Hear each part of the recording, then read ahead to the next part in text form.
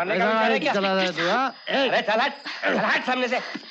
चले आते बेवड़े साले। इंस्पेक्टर साहब सुनिए सुनिए, आप मेरे साथ चलिए, उठिए, चलिए चलिए। किधर किधर ले गए ज्यादा है तुम? आप बैठ जाइए, चलो।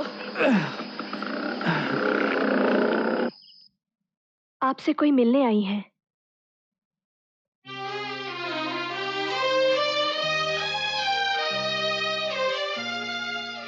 ओह, तो आप मिलने आई हैं। तुम इन्हें नहीं जानती? ये कोई मामूली हस्ती नहीं है, बहुत बड़े बाप की बेटी हैं। इनका नाम है कुमारी विद्या M.A. और आप तो नहीं जानती इसे। बेचारी की कोई हस्ती नहीं है। फिर भी कमाल देखिए, जब आप जैसे मोहब्बत करने वालों ने मुझे ठुकराकर मेरी जिंदगी बर्बाद करनी चाहिए, तो इस अजनबी लड़की ने अपना सब कुछ देकर मुझे जिंदा रहने का सहारा दिया। इसका नाम है सीमा, मगर दुनिया के लोग इसे रंडी कहते हैं।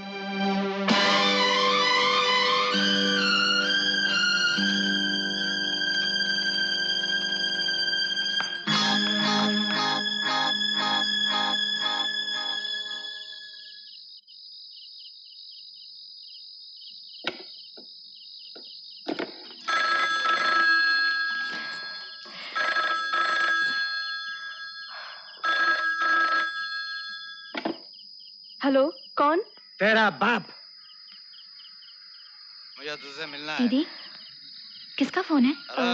तू अभी तक सोई नहीं? जा सो जा। क्यों नहीं? हेलो, सो जा ना। बोलना। हाँ, कहाँ आना है? मेरे घर। नहीं नहीं, मैं वहाँ नहीं आऊंगी। वहाँ शास्त्री जी का घर है। तो क्या हुआ? सस्ते सस्ते होटलों में चल सकती है मेरे साथ, और यहाँ घर आने में नाक कटती है। अभी क्या अभी नहीं आई तो सूरत नहीं देखूंगा तेरी। अगर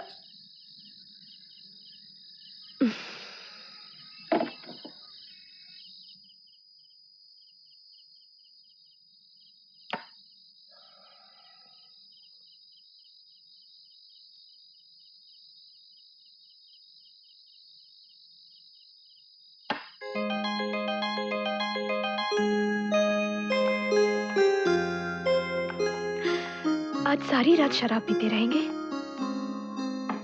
सोना नहीं है?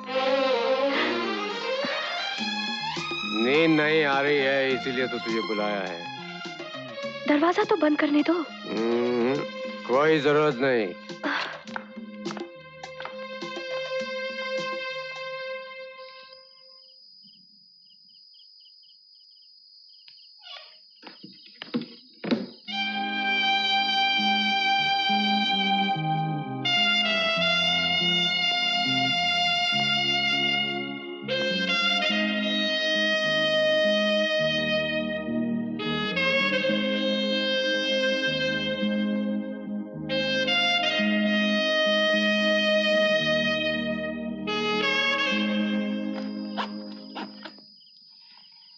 यहाँ आने के लिए इतने नखरे क्यों दिखा रही थी?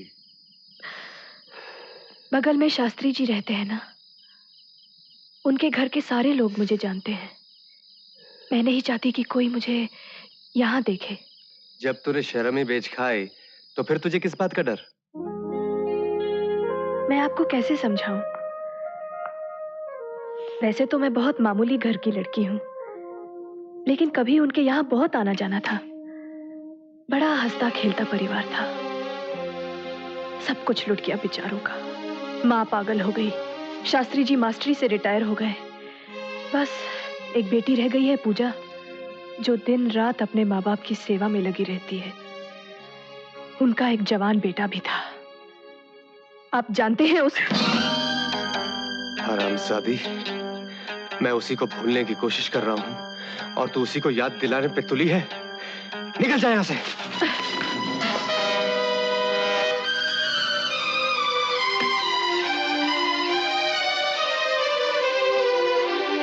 ये ले अपने पैसे और दफा हो जाए यहाँ से। सुबह होते ही चली जाऊंगी। तब तक के लिए यही पड़े रहने दीजिए। चल जा, बाहर जाके सो। आउट।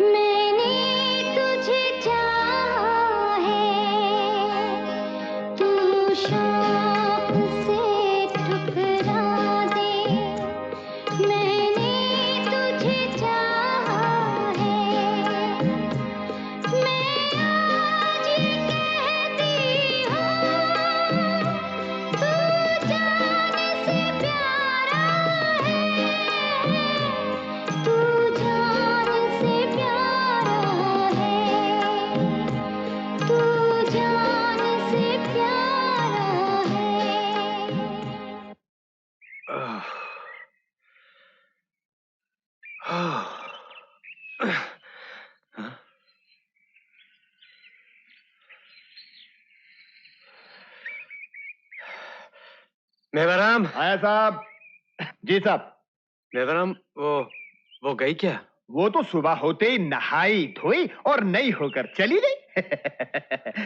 वैसे साहब लोग जो कहते हैं ठीक ही कहते हैं। क्या कहते हैं? यही कि वो रोज रात को नए घाट का पानी पीती है। तेरी तुम्हें? हाँ, गाली नहीं सरकार, हमसे गाली बर्दाश्त नहीं होती, और अगर गाली दिए बगैर आपका गुजारा नहीं होता तो दीजिए, मगर इतने सवेरे नहीं और किसी और के सामने नहीं साहब। ठीक है ठीक है। वो गई कैसे? तू रिक्शा विक्शा ले आया था? आज ही रिक्शा की जरूरत ही नहीं पड़ी, वो तो सामने के घर में गई हैं, शास्त्री जी के। पहले यहाँ डांस सीखने आया करती थी। वो और पूजा दोनों पक्की सहेली थी। सीमा, सुबह सुबह कैसे आना हुआ? मैं मंदिर गई थी ना, सोचा मौसी का हाल भी पूछते हुए जाऊं। बेटे, मेरे बेटे, मुझे छोड़ के कहाँ चला गया? पूजा, कहाँ चला गया? आजा। मौसी की हालत तो आजा। अभी भी ठीक नहीं लग रही। क्या करे, कुछ समझ में नहीं आता। मैं तुझे नहीं कोई अस्पताल में भर्ती नहीं होती, खुला छोड़ दी तो चाकू छुरी उठा लेती है। शास्त्री जी कहाँ हैं? वकील के पास गए हैं। ये केस अभी तक खत्म नहीं हुआ? नहीं, जब तक मेरे भाई के हत्यारे को सजा नहीं मिलती ये केस कभी खत्म नहीं होगा।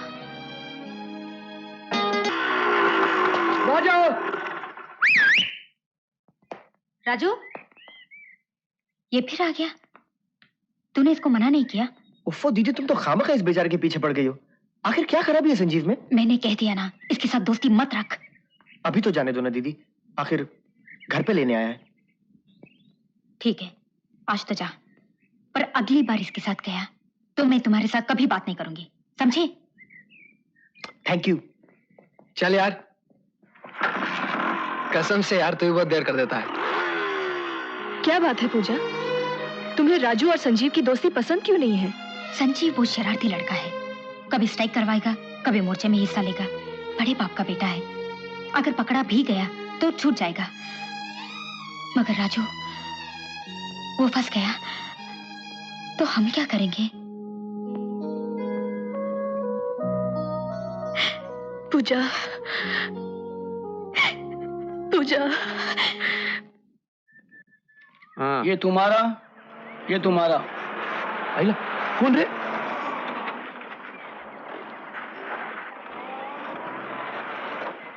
चाहिए चिंटू? बोल डब्बू, ये वही था क्या रे? मेरा ख्याल वही था। तेरे को क्या लगता है जी?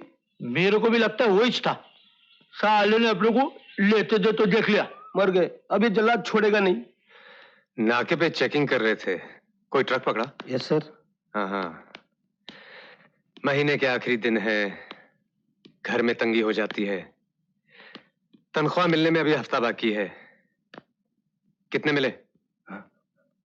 कितने मिले? गलती हो गई सर, माफ करना। बाल बच्चेदार आदमी है ना। कितने बच्चे हैं तुम्हारे? 3 बच्चे हैं सर। नहीं, 3.5। नहीं, मेरा मतलब है सर 3 बच्चे हैं और चौथा अंदर है सर, लॉकअप में। सर आप कुछ चाय पानी के लिए? देखो, अब इस थाने का मैं इंचार्ज हूं। अगर सुन भी लिया कि किसी ने रिश्वत ली तो उसकी पेटी उतरवा दूंगा। दफा हो जाए यहाँ से। Yes sir. बिट्टू का ख्याल रखना। जी मैम साहब। साहब कैसे भी हमारी पेशी लगवा दीजिए। अरे भाई आपकी पेशी नहीं लग रही तो मैं क्या करूं? आप फीस भी तो वक्त से नहीं देते। अच्छा ठीक है, आप मेरे मुंशी से मिल लीजिए। जी साहब। सुनिए, क्या है? बिट्टू को हल्का सा बुखार है। बुखार है तो मैं क्या करूं? मैं कोई डॉक्टर हूं क्या? शाम को जब कॉलेज से वापस आओ तो खुद ही बिट्टू को डॉक्टर के पास ले जाना। और सुनो, वो डैडी को रुपयों के लिए लिख दिया तुमने? देर हो गई तो वो जमीन हमारे हाथ से निकल जाएगी। वो तो मेरे क्लाइंट की जमीन है, इसलिए सस्ते दामों में मिल रही है। उनसे लिख देना कि 3 लाख रुपए फौरन भेज दें, बाकी का बंदोबस्त मैं कर लूंगा। आप खुद भी तो लिख के मंगवा सकते हो। क्यों? तुम्हें लिखते हुए तकलीफ होती है क्या? हाँ? ठीक है, मैं लिख दूंगा। आप खुद भी तो लिखकर मंगवा सकते हो। Stop it. पता चला आप घर पे आए थे मुझे पूछने। हाँ हाँ बैठिए। मेवराम कह रहा था कोई जरूरी बात करनी थी आपको। हाँ,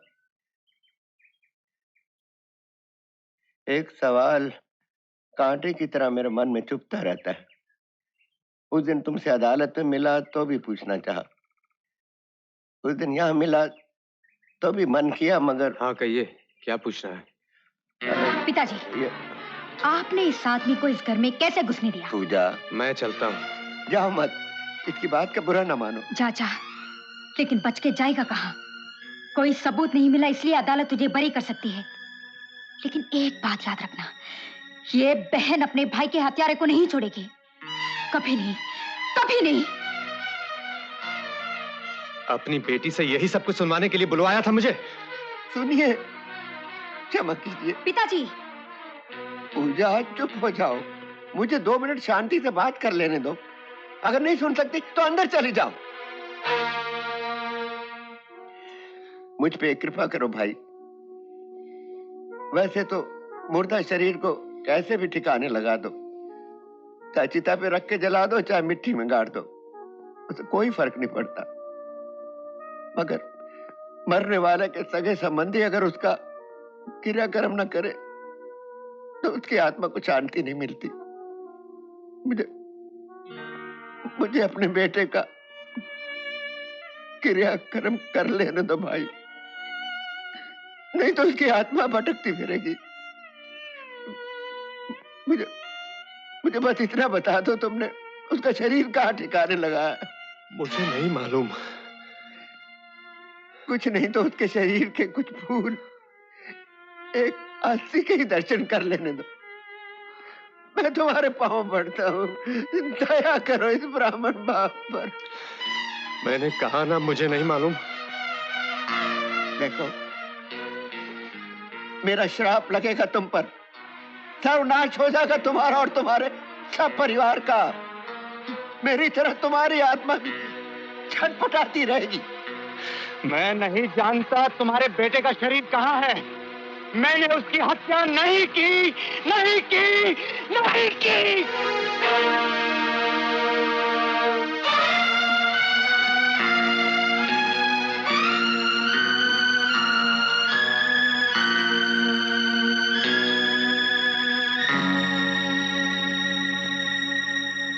बग्गा, यहाँ तुम्हारे आराम के मैंने सब इंतजाम कर दिए हैं, अब तो खुश हो जाओ। क्या सारी जिंदगी इधर रखने का इरादा है क्या? देखो मिस्टर कॉल, अभी तक मैं सिर्फ एक मर्डर केस से बचा हूं, और तुम अच्छी तरह से जानते हो कि सारे हिंदुस्तान में मेरे ऊपर इससे भी बड़े बड़े केस हैं। हर स्टेट की पुलिस मेरे पीछे पड़ी हुई है। अगर मैं यहाँ से फौरन फरार नहीं हुआ तो फांसी का फंदा मेरी गर्दन तक पहुंच जाएगा। I know. No, you don't know. अगर मुझे कुछ हो गया तो तुम ऊंची नाक वाले नहीं बच सकोगे। तुम सबका काला चिट्ठा मेरे पास मौजूद है, सबूत समेत। इसीलिए मैं कहता हूं कि इस धोखे में मत रहना कि मेरे मरने के बाद तुम सब लोग बच सकोगे। नहीं, मेरी लाश ठंडी होने से पहले वो सब सबूत पुलिस तक पहुंच जाएंगे, और सिर्फ सीमेंट के नहीं, गोल्ड, सिल्वर, ड्रग्स, इन सब के सबूत। तुम्हें कुछ नहीं होगा बग्गा, ये मेरी गारंटी है।